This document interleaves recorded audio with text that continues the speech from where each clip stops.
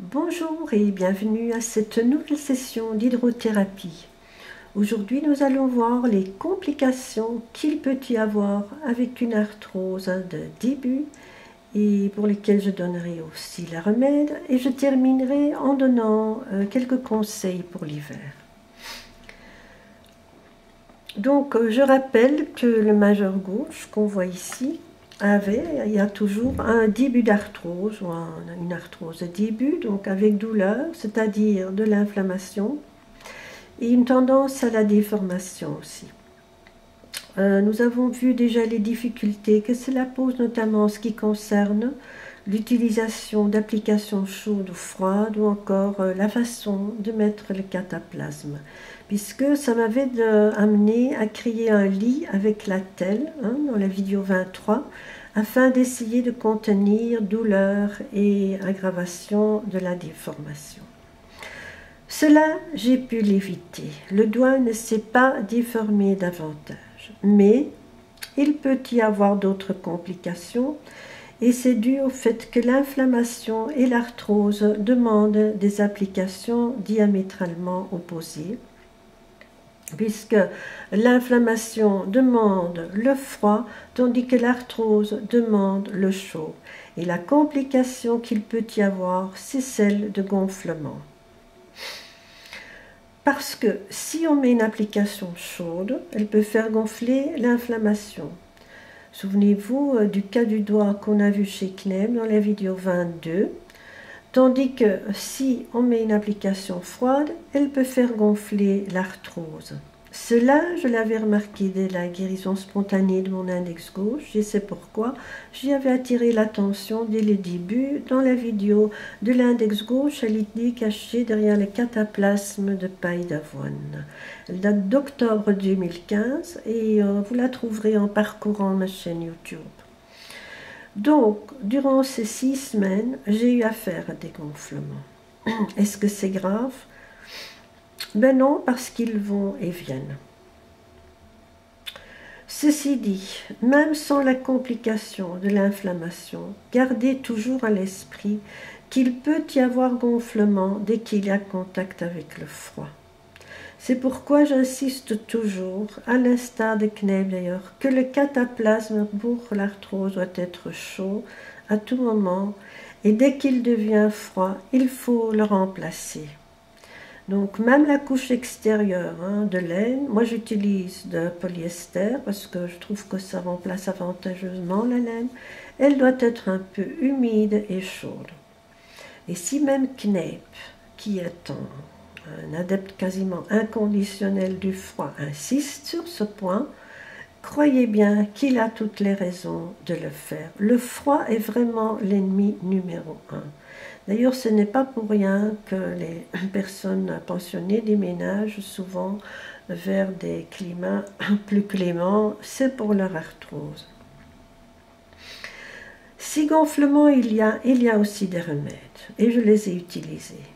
À savoir, soit du sel, ajouter soit du sel, soit du vinaigre dans les bains de doigts du matin, que ce soit des bains de tilleul, de paille, d'argile. Et c'est ce que j'ai fait, et c'est ce que je fais toujours pour le moment. Un jour sur 2, je donne un bain de plantes, tilleul ou paille, et j'ajoute vinaigre ou sel. Et un jour sur 2, je donne un bain d'argile et j'ajoute vinaigre ou sel.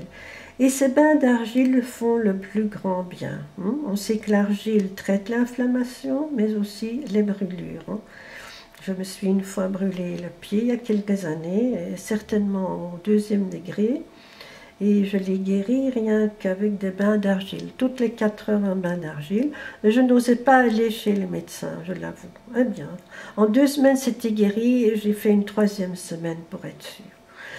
Donc, le plus important à retenir pour l'arthrose, le début tel que je l'ai pour le moment, ici à mon majeur gauche, c'est qu'il ne sert à rien de mettre des cataplasmes à longueur de journée, car on risque d'avoir une sensation de brûlure.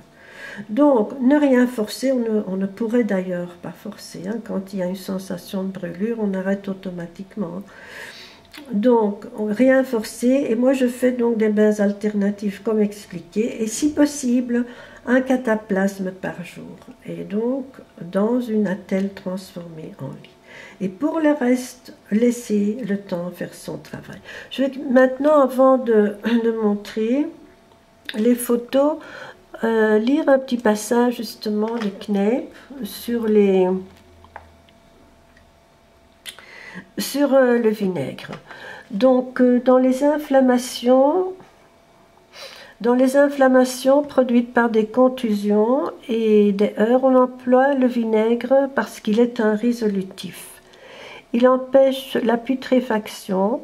Aussi conserve-t-on souvent la viande dans le vinaigre.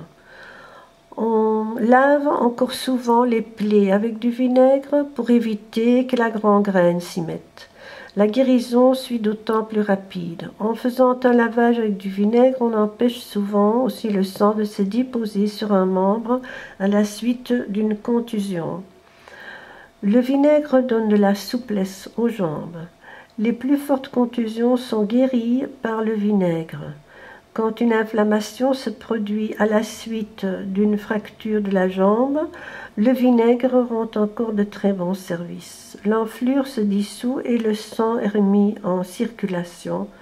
On voit donc que le vinaigre débarrasse le corps humain de bien des douleurs. Voilà, donc il est vrai, il utilise assez régulièrement le vinaigre. Bon, je n'y ai pas encore parlé parce que l'occasion ne s'est pas présentée, disons. Donc on va maintenant passer aux photos. Alors, on voit ici dans la photo de départ, à gauche, un escalier. Ceci est une photo du 15 septembre. Ceci, où le gonflement est visible à l'œil nu. Elle date du 27 et voilà une photo d'aujourd'hui.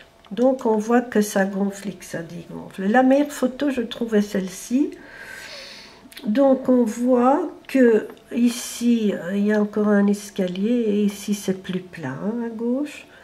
Le creux est aussi plus profond, mais surtout moi je regarde toujours les lignes. Ici la ligne monte et ici elle commence à descendre. De même ici la petite ligne là, elle commence à s'arrondir. Et ça pour moi c'est bon signe.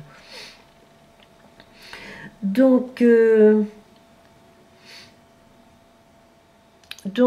ensuite, je dis, il y a eu ceci, et ensuite il y a eu ceci. Je pense que c'est de nouveau en train de se mettre comme il faut. Donc les lignes sont plus horizontales, ici c'est bien plat. La zone est élargie, ici le creux aussi. Donc je pense que ça va dans le bon sens. De toute façon, je suis qu'en début de traitement aussi, hein. Et bon, ça passe par là, c'est tout ce que je peux constater, hein, je dois le dire alors. Hein. Donc, voilà pour le traitement. Donc, le froid étant l'ennemi numéro 1 de l'arthrose, il s'agit donc de prendre des précautions pour l'hiver. Ça, j'ai appris grâce au traitement de l'arthrose. Donc, lesquels, laver les mains toujours à l'eau chaude. Hein. Même si on dit qu'en hiver, il vaut mieux laver les mains à l'eau froide, c'est pour l'avoir fait que j'ai attrapé cette arthrose au doigt. En tout cas, en grande partie. Et gardez-les au chaud au maximum. D'ailleurs, j'ajoute en passant que j'ai même pu éviter mon eczéma l'hiver passé, quand j'ai commencé à prendre des mesures supplémentaires pour éviter tout contact avec le froid. Donc, légumes froids, eau froide, je faisais tout chambrer ou je rinçais à l'eau chaude pour éviter le contact avec le froid. Donc, à cet eczéma des mains, j'ai d'ailleurs aussi consacré une vidéo intitulée « Session spéciale d'hiver » et elle date de janvier 2016 et vous pouvez aussi la trouver en parcourant ma chaîne YouTube. Et puis, puisqu'en hiver on transpire moins, qu'on élimine moins bien, faire du sport ou un peu de yoga, quelque chose qui fasse transpirer, est évidemment aussi indiqué, surtout pour ceux qui n'aiment pas rester assis longtemps avec des cataplasmes. Mais veillez à ce que l'environnement chaud, hein, parce que même des exercices du doigt, s'ils sont faits dans le froid, ils vont avoir l'effet contraire. Hein. C'est très subtil, mais c'est vraiment... Et si Kneip insiste sur de longs cataplasmes, c'est pour justement éviter que ça ne refroidisse, que ça puisse reprendre sa forme gonflée. Et voilà quoi. Donc, vous voyez aussi ces précautions à prendre carrément comme de bonnes habitudes à prendre. C'est ce que j'essaye de faire. Donc, pour résumer en 2 mots, le majeur gauche n'est pas encore stable, donc on ne force rien. Je ménage les doigts, on fait des bains alternatifs, tièdes à chaud, et des attelles si possible, mais transformées dans un lit, dans une attelle transformée en lit, et on laisse faire le temps. C'est tout ce que je peux faire moi-même aussi pour le moment. Laisser faire le temps. On verra donc ce que ça donnera dans la prochaine vidéo. Voilà, je pense que l'essentiel est dit pour aujourd'hui. Je vous remercie de votre écoute et vous dis à la prochaine vidéo. Au revoir.